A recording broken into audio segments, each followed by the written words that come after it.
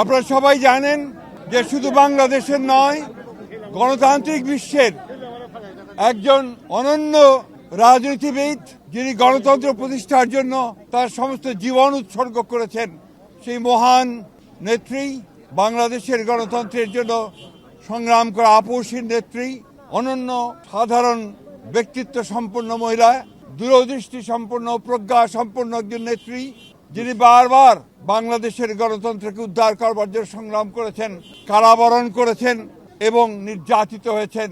সেই অসাধারণ নেত্রী দেশনেত্রী বেগম খালেদা জিয়া আর আমাদের মাঝে নেই। আপনারা সবাই জানেন যে এই নেত্রী দীর্ঘদিন তার রাজনৈতিক জীবনের প্রায় সমস্ত অংশটাই তিনি গণতন্ত্রের জন্য সংগ্রাম করেছেন এবং গণতন্ত্রের মূল্যবোধগুলোকে প্রতিষ্ঠা করবার জন্য তিনি আজীবন কাজ করে গেছেন। 3 বার প্রধানমন্ত্রী হয়েছেন। যখন প্রধানমন্ত্রী হয়েছেন তখন গণতন্ত্রকে প্রাতিষ্ঠানিক রূপ দেওয়ার জন্য তিনি কাজ করেছেন, জনগণের উন্নয়নের জন্য কাজ করেছেন। আর যখন বিরোধী দলে ছিলেন তখন তিনি একইভাবে সেই গণতন্ত্রকেই প্রাতিষ্ঠানিক রূপ দেওয়ার চেষ্টা করেছেন।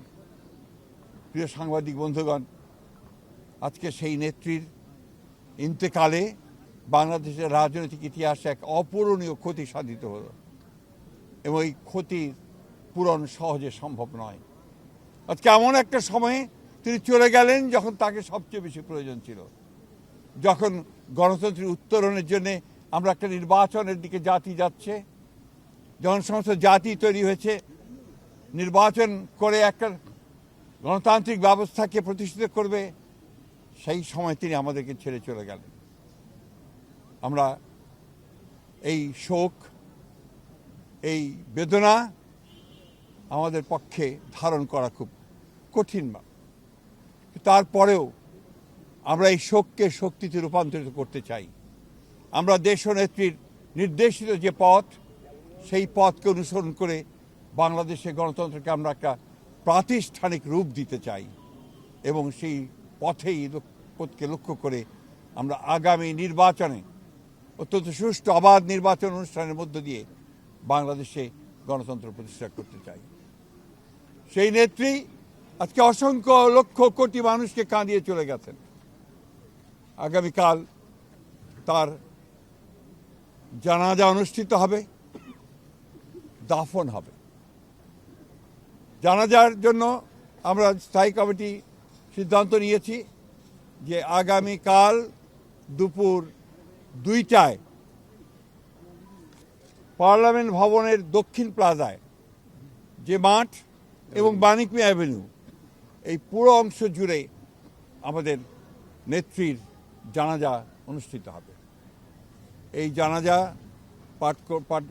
পড়াবেন আমাদের জাতীয় মসজিদের খতিব, অর্থাৎ বাইতুল মোকাররমের খতিব। আর এই জানাজায় যে সঞ্চালন করবেন, পুরো বিষয়টাকে যিনি সঞ্চালন করবেন, তিনি হচ্ছে আমাদের জাতীয় স্থায়ী কমিটির সদস্য জনাব নজরুল ইসলাম খান।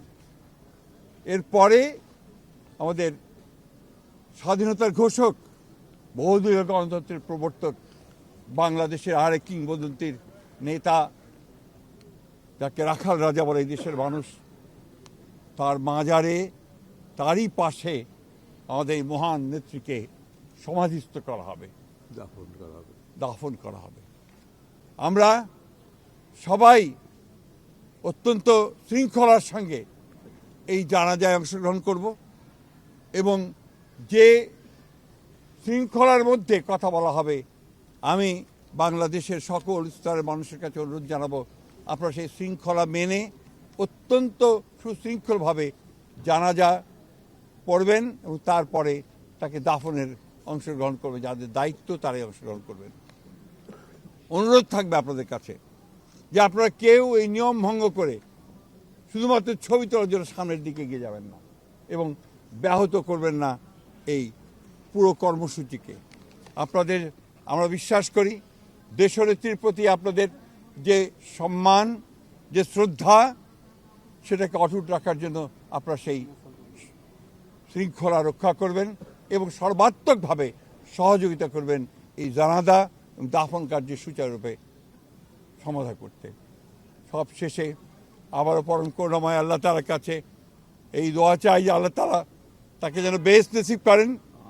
আমাদের ভারপ্রাপ্ত চেয়ারম্যান জনাব তারেক রহমান, তার জ্যেষ্ঠ পুত্র, তাকে যেন তিনি সেই শক্তি দেন যে এই যে দায়িত্ব পালন করবার শক্তি যেন তাকে দেন এবং তার পরিবারকে সেই শক্তি দেন এই শোককে সহ্য করবার জন্য।